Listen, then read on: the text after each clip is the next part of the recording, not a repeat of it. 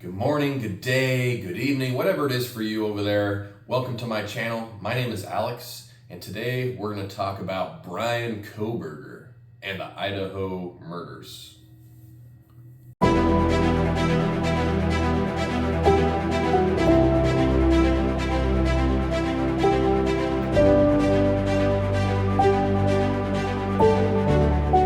So if you've been on my channel before, the way that I do things here is I talk about it from the beginning to the end, and then afterward I'll give my opinion. So stay tuned for the end when we'll get more in depth on kind of what's going on. So this is a really interesting story, so let's get started.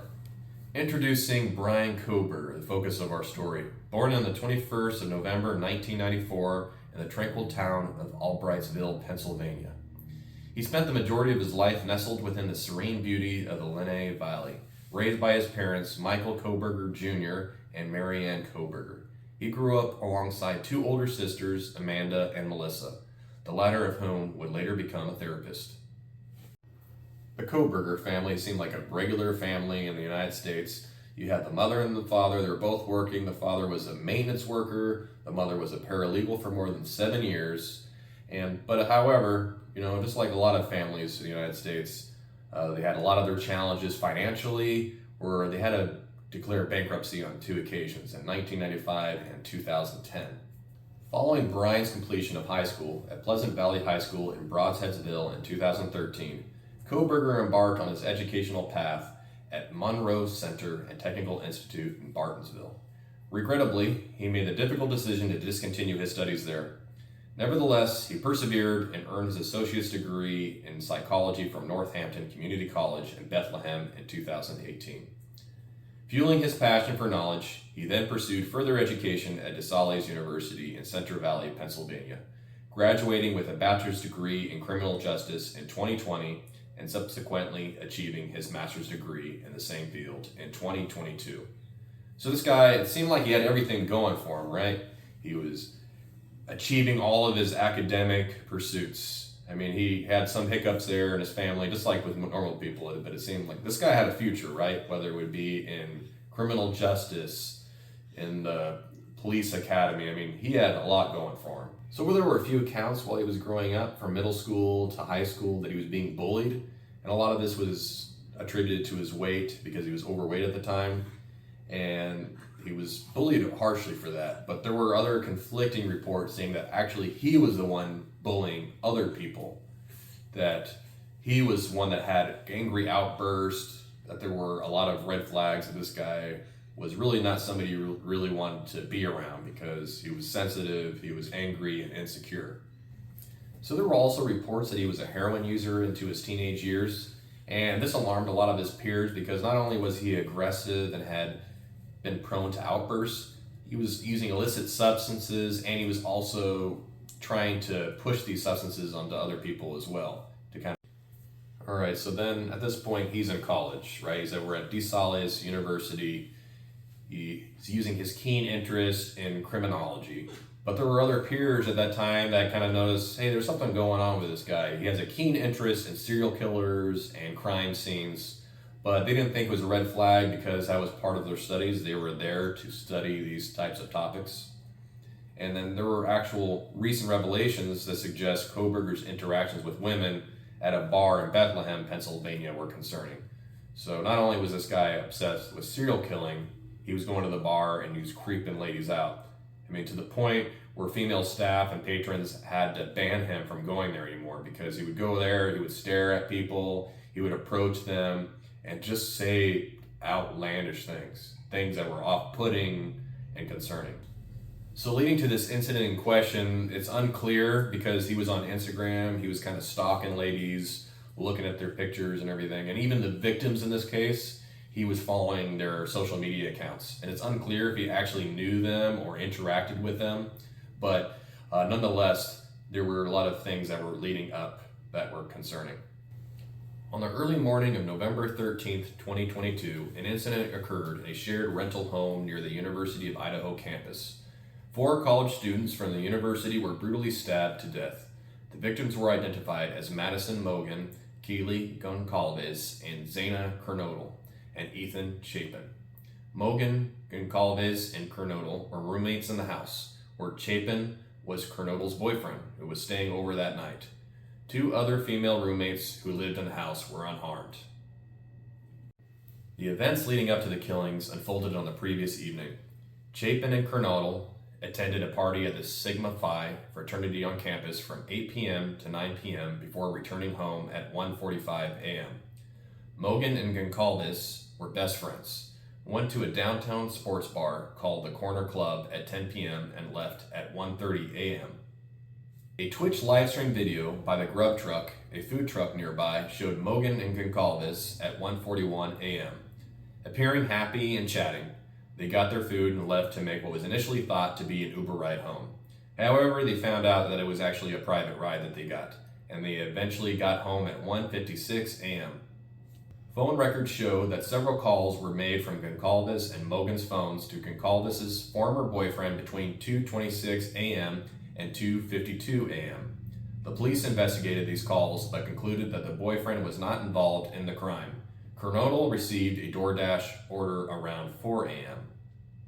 The surviving roommates, who had returned home by 1 a.m., initially claimed to have been in their beds on the ground floor of the house during the killing. However, the affidavit for the case indicated that one of the surviving roommates was sleeping on the second floor, the same floor where Kernodle and Chapin were. She woke up to sounds that resembled Goncalves and her dog. She later heard one of the roommates saying, "There's someone here." It is believed that Goncalves made the statement, although investigators consider the possibility that it was Kernodle, who was on TikTok at 4:12 a.m. The roommate opened her door twice and heard crying from Kernodle's room, as well as a male voice reassuring her.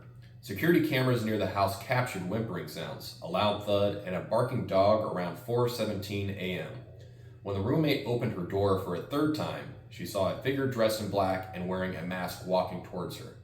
The man walked right past her and exited through the sliding glass door.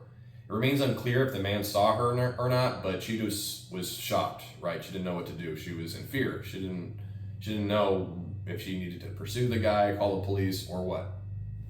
So the strange thing about this is that even though this person was shocked at what she saw, there were no 911 calls made until 11:58 that morning. And another strange thing is when they called the police, they said there was an unconscious person that needed help.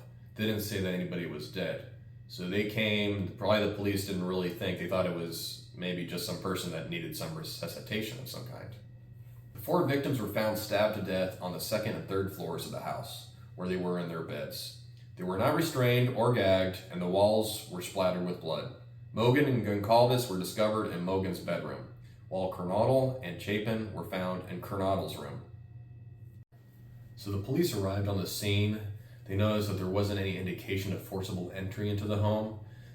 They did find the 4 victims, and they were pronounced dead that noon.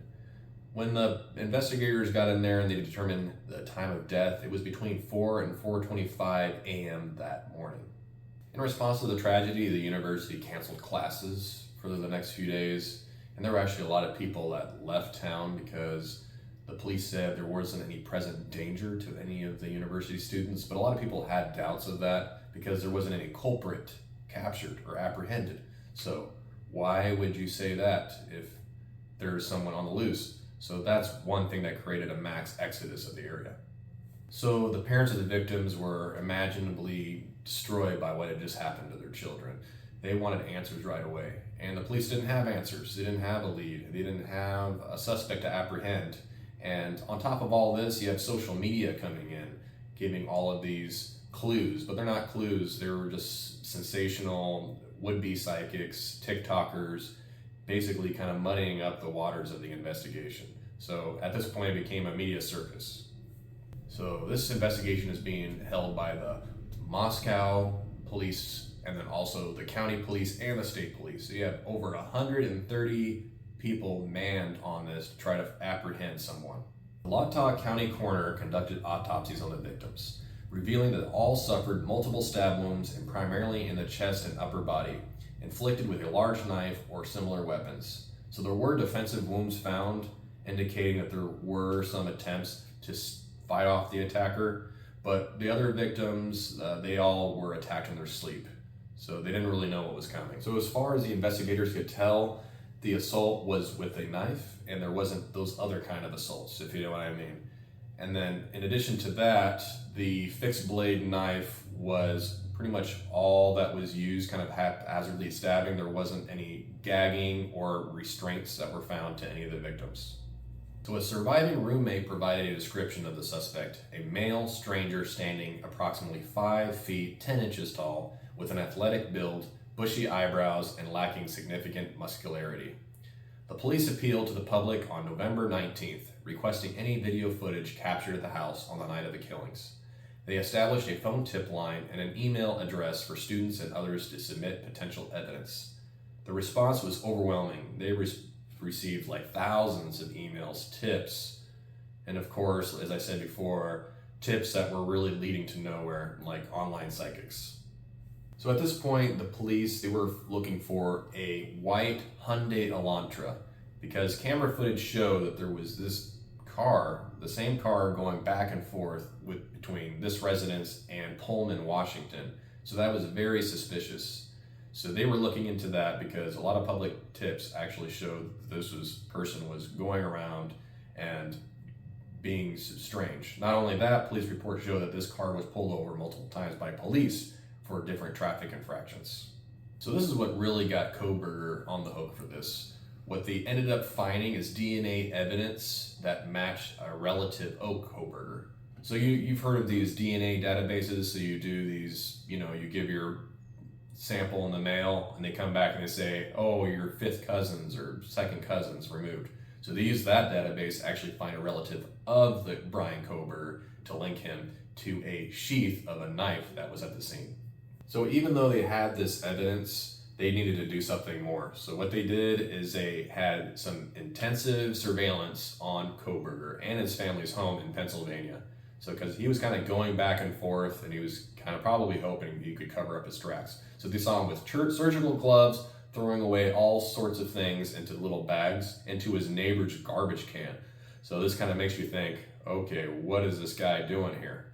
So the police were taking notes. You see this guy, Kohberger, throwing stuff into the trash can. And if you know about trash, when you throw things away, it pretty much becomes public domain at that point. So the police took advantage of that. They took the contents of the trash, they took it to the laboratory, they tested it for DNA, linking him to the crime. So once they did this, they figured, this is time to make the arrest. They get to his home, they search his home, they find all sorts of things. They find a knife, a pistol, a black face mask, identification cards. All these things that would link him to the crime. So Kohberger was arrested and charged with 4 counts of first-degree murder and 1 felony count of burglary. Upon his arrest, he was appointed a public defender and held without bond at the Monroe County Correctional Facility in Stroudsburg, Pennsylvania. On January 3rd, 2023, Kohberger agreed to extradition during his appearance at the county courthouse.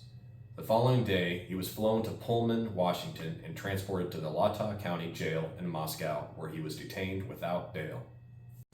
So in May 2023, it's pretty much all over. He's been indicted by a grand jury on all of these counts for burglary because he went into a home with an intent to commit a felony, and he committed these murders. So he's currently in jail right now, and he has been given an arraignment, but he stood silent. He didn't give any plea.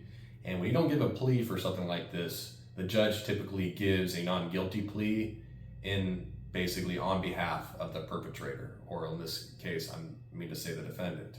So things are just getting weirder with this case. So this guy is given a non-guilty plea, but not only that, he's having all these other people coming into the mix, like the BTK killer. This guy was arrested a long time ago, and somehow he has ties to Bryan Kohberger. I know what you must think, like how? Okay, so basically it started with him, BTK, being interviewed for his book with the criminology professor of Kohberger's, the one that he was studying under to get his criminology degree. Not only that, there was another woman missing named Dana Smithers. So Dana Smithers was somebody that had disappeared in this general area, and they were thinking maybe Bryan Kohberger had something to do with this. So more recently, what they had was their the parents of Bryan Kohberger, come in and testify on all these different accounts of their son's whereabouts, of where he could be during those times, because maybe he's linked to her disappearance as well. So as far as the BTK killer, they're thinking that maybe he was an inspiration for Bryan Kohberger to commit some of these crimes, and maybe other crimes that he isn't admitting to. So as I said, this is not really the end of Bryan Kohberger right now. I'll probably make another video or two about this, so please stay tuned. But my opinion so far on this is, what's going on with this guy? Bryan Kohberger, it seemed like he's young, he was well educated, he was really going down a path that may have been a positive one. Instead of being the perpetrator, he could have been the one defending people's rights and getting justice. And so that pretty much concludes it for this video, but this is an ongoing case, so please stay tuned for more updates on what's going on. And then that's it for now, but thank you for watching, subscribe, and be sure to like on your way out. Really appreciate that.